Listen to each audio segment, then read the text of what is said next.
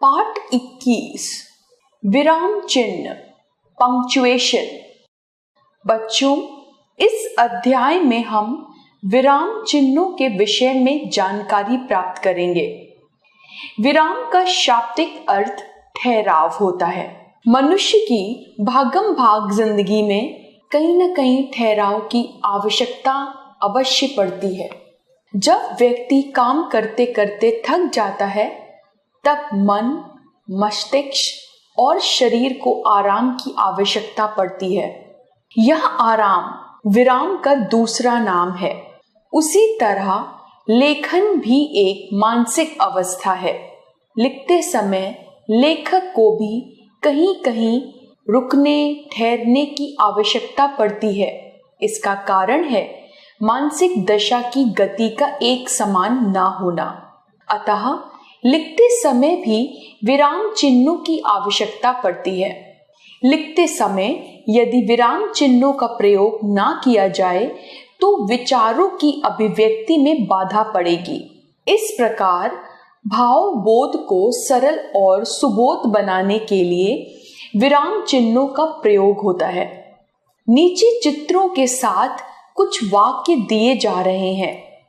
इससे विराम चिन्हों के विषय में समझने में सहायता मिलेगी। अब रुको मत दौड़ो। अब रुको मत दौड़ो।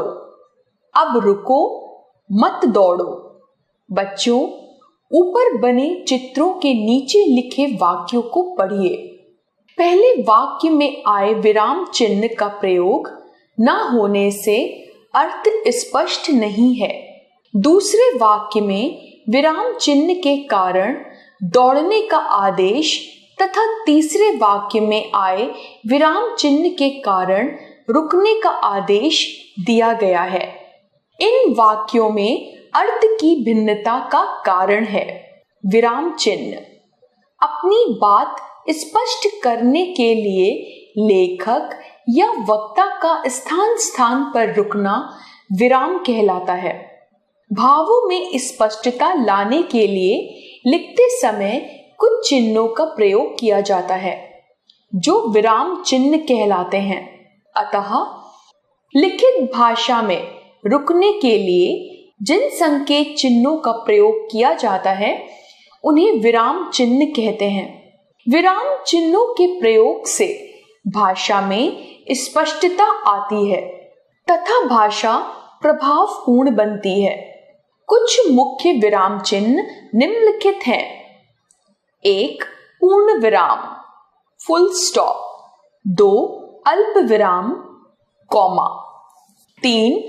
अर्ध विराम सेमीकोलन। 4.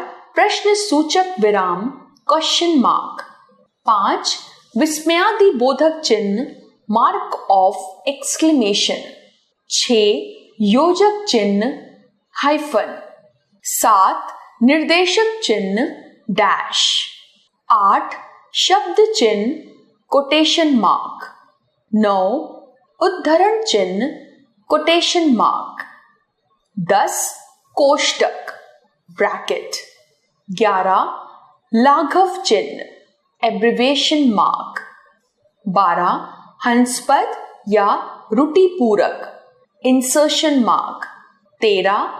विवरण चिन्ह साइन ऑफ फॉलोइंग। विराम चिन्ह और उनके प्रयोग। 1. पूर्ण विराम वाक्य के समाप्त होने पर पूर्ण विराम लगाया जाता है। इस विराम चिन्ह का प्रयोग प्रश्नवाचक वाक्यों को छोड़कर सभी वाक्यों के अंत में किया जाता है। जैसे वह सुबह से पढ़ रहा है। मेहनती छात्र अवश्य सफल होते हैं। 2. अल्प विराम जहां थोड़ी देर रुकना पड़े वहां अल्प विराम का प्रयोग करते हैं।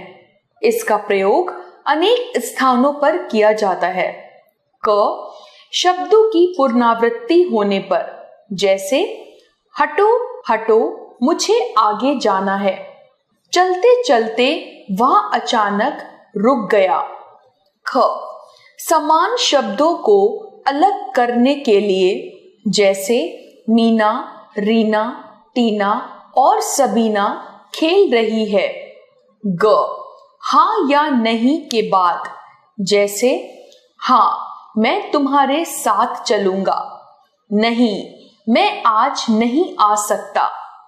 घ उद्धरण चिन्ह से पूर्व, जैसे गांधी जी ने कहा अंग्रेजों भारत छोड़ो।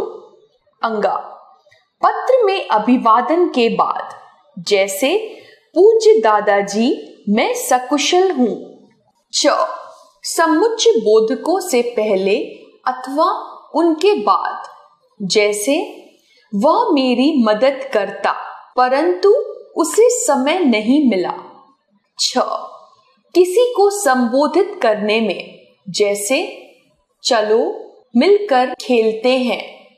3 अधर्ध विराम वाक्य के मध्य एक बात पूरी होने पर जब रुकना पड़ता है तो इस विराम चिन्ह का प्रयोग करते हैं। इस विराम चिन्ह पर पूर्ण विराम से आधी देर के लिए रुकते हैं, जैसे बच्चा रोता रहा, माँ उसे समझाती रही, फिल्म शुरू हो गई है, जल्दी चलो। 4 प्रश्न सूचक चिन्ह।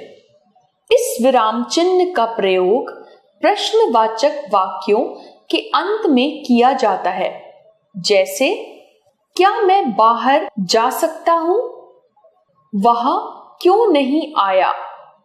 5 विस्मयादि बोधक चिन्ह। विस्मय, हर्ष, शोक, घृणा, आश्चर्य का भाव प्रकट करने वाले शब्दों तथा किसी को संबोधित करने के लिए विस्मयादि बोधक चिन्ह का प्रयोग करते हैं, जैसे अह कितनी हरियाली है यहाँ, मित्रों अब हमें चलना चाहिए। 6 योजक चिन्ह। योजक चिन्ह का प्रयोग निम्नलिखित स्थानों पर किया जाता है। क दबंधव समास वाले शब्दों में, जैसे राजा रानी, अन्न जल, दिन रात, हानि लाभ आदि। ख तुलना करते हुए, जैसे चांद सा, सुंदर सी, उजला सा आदि। ग पुनरुक्त शब्दों के बीच, जैसे बार बार, चलते चलते, रुक रुक कर आदि। 7 निर्देशक चिन्ह।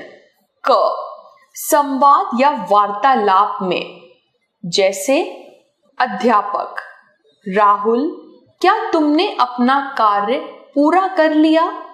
राहुल सर कल मेरी तबीयत खराब थी। ख किसी पद या वाक्यांश की व्याख्या करने के लिए, जैसे छात्र में 2 गुण अवश्य होने चाहिए, अनुशासन, धैर्य। 8 शब्द चिन्ह। शब्द चिन्ह किसी प्रसिद्ध व्यक्ति के उपनाम, ग्रंथ आदि के साथ, जैसे सूर्यकांत त्रिपाठी निराला, रामधारी सिंह दिनकर, तुलसीदास की विश्व प्रसिद्ध रचना का नाम रामचरितमानस है। 9 उद्धरण चिन्ह। उद्धरण चिन्ह इसका प्रयोग किसी महापुरुष के कथन को ज्यों का त्यों लिखने के लिए करते हैं, जैसे सुभाष चंद्र बोस ने नारा दिया, तुम मुझे खून दो मैं तुम्हें आजादी दूंगा। तिलक ने कहा, स्वराज हमारा जन्म सिद्ध अधिकार है। 10 विवरण चिन्ह। इस विराम चिन्ह का प्रयोग किसी विषय का विवरण देने के लिए किया जाता है, जैसे राजा दशरथ के 4 पुत्र थे, राम, लक्ष्मण, भरत और शत्रुघ्न।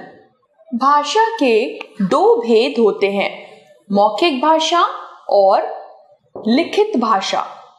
आजकल विवरण चिन्ह का प्रयोग कम होता जा रहा है। 11 कोष्टक चिन्ह। इस विराम चिन्ह का प्रयोग वाक्य के बीच आए कठिन शब्दों का अर्थ स्पष्ट करने के लिए किया जाता है, जैसे क एकांकी अथवा नाटक में संकेतों को स्पष्ट करने के लिए, जैसे सैनिक प्रणाम करते हुए महाराज की जय हो। ख क्रम सूचक अंकों व अक्षरों के साथ 1, 2, 3 क ख ग। ग किसी शब्द या कथन को वाक्य के बीच में ही स्पष्ट करने के लिए सावित्री ने सत्यवान अपने पति के प्राण बचाए। 12 लाघव चिन्ह। इस विराम चिन्ह का प्रयोग किसी शब्द का संक्षिप्त रूप लिखने के लिए किया जाता है, जैसे कृपया पृष्ठ उलटिए। क्र प्र उ। उत्तर प्रदेश पुलिस। उ प्र पु। 13 हंस पद या रुटि पूरक चिन्ह।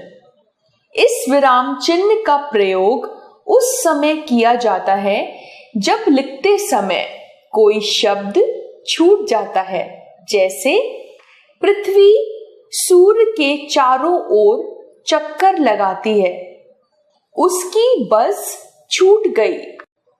आपने सीखा। रुकने की प्रक्रिया को लिखित भाषा में विराम चिन्ह कहते हैं। विराम चिन्हों के प्रयोग से भाषा प्रभावी और बोधगम्य बनती है। हिंदी में प्रयुक्त होने वाले विराम चिन्ह पूर्ण विराम, अल्प विराम, अधर्ध विराम, प्रश्न सूचक चिन्ह, विस्मयादि बोधक चिन्ह, योजक चिन्ह, निर्देशक चिन्ह, उद्धरण चिन्ह, विवरण चिन्ह, कोष्टक चिन्ह, लाघव चिन्ह, हंसपद या रुटि पूरक चिन्ह। कई बार गलत विराम चिन्ह लगाने से अर्थ का अनर्थ हो जाता है।